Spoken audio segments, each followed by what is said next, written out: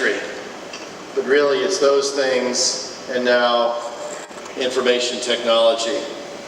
And while we're doing surveys, how many people thought about going into medical school before it ended up in technology? How many people's parents wanted them to go to medical school instead of going to technology? Yeah, most of you. So you have that latent desire, and part of what I hope to do is inspire enthusiasm in IT practitioners to look at healthcare, which maybe in the past hasn't been a leading user of information technology, but a source of explosive growth. So I only have a couple slides and with some pictures. But one of the things that's changing, and if you saw the Consumer Electronics show or read about it, you saw a lot of this is in the area of monitoring, health monitoring. If you were conscientious and you went to your doctor for your annual physical, you got your vital signs captured once a year. If you're diabetic, you try to capture your glucose levels maybe several times a day or more. But we're moving to a world of continuous monitoring of your health status, continuous monitoring of your health status. I'm sure you all read about Google, and who was surprised when they announced that they have developed a contact lens. It's a contact lens that can actually hold a prescription. What else does it do? Monitors glucose in tears, which highly correlates with blood glucose. Continuous monitoring of glucose in a contact lens. The technology is really very interesting. We're very interested in that kind of technology. I think we're the only healthcare company that has both contact lenses and diabetes care. And we also have diabetes drugs as well, and insulin pumps. But think about the difference that could make if you could get continuous feedback and continuous monitoring. Also think about, for our purposes, the amount of data that is created by continuous monitoring. Mobile health. Healthcare, for decades in modern times, for centuries, has been a person-to-person, in-person experience.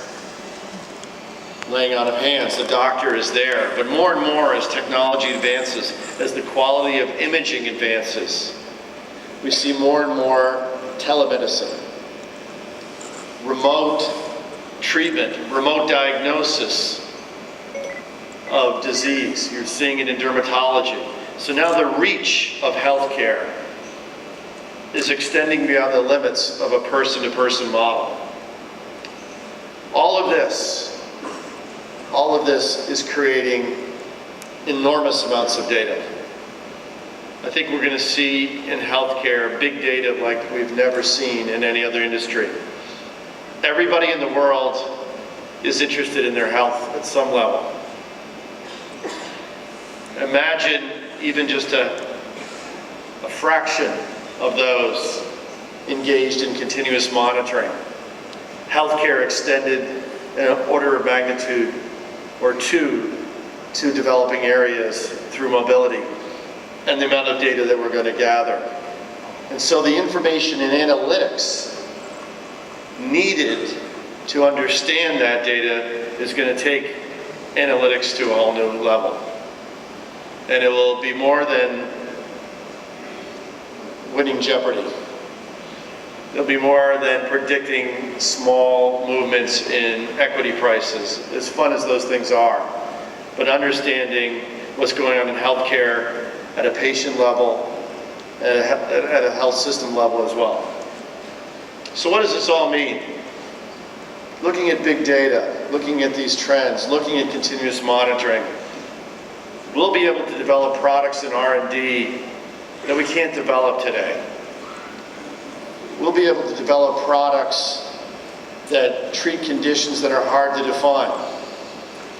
Some of the hardest medicines to develop are in the area of mental health, because it's so hard to measure the impact. There is so much noise in the data. It's hard to see whether a medication is really helping a patient with depression. It's even hard to tell if a medication is helping or how much it's helping an epileptic. But with technology we have today to monitor activity, which is a key indicator of depression or relief from depression, to monitor the duration and severity of an epileptic episode, means we can very precisely understand the impact of new therapies. And we can very quickly understand which ones are promising and which ones we should leave behind. So the productivity, the quality, the targeting of R&D. And I think as the next generation uses more and more technology, we'll see a blurring of the lines between research and development and the practice of medicine in the wild. Today, the regulatory framework is clearly becoming archaic. As a pharmaceutical company, we do enormous clinical trials, thousands and thousands of people. We collect incredible amounts of detailed data. We put them together in all kinds of sophisticated analysis, and we bring them to a body like the FDA in the United States. And then we argue about 3 or 4 little paragraphs of what we can say about the drug. And if somebody inadvertently, and I say inadvertently, wanders off of that message, the consequences are dire financially. And yet, when the product is used in the marketplace, it's used in a wide variety of ways by highly educated, experienced practitioners. Imagine a world where what you can do with a drug, it's called the labeling, the label that goes on the package. Imagine that that's dynamic and for all intents and purposes real time.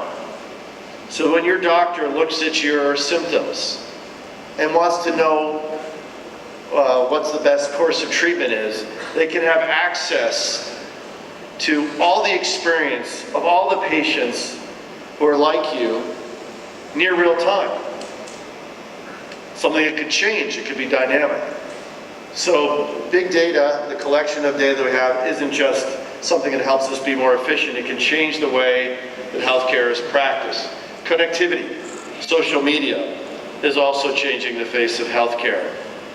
I was a little bit surprised to read that the 2 most popular sources for healthcare information when someone goes online with a concern are Facebook and YouTube, which is really scary. I don't know what you do on Facebook. I know, but YouTube I kind of get, because maybe you can see how to do a procedure or take Tylenol or something. But think about that, and think about the democratization of information in social media.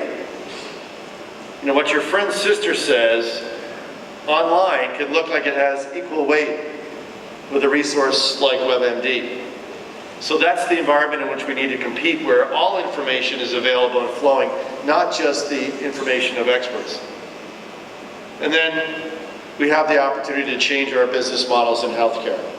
More and more, because of cost, because of pressures from growing demand, from aging populations in developed markets, payers, governments, insurance companies don't just want to know what your new product is going to do for a patient. They want to know what it's going to do for the healthcare system in general.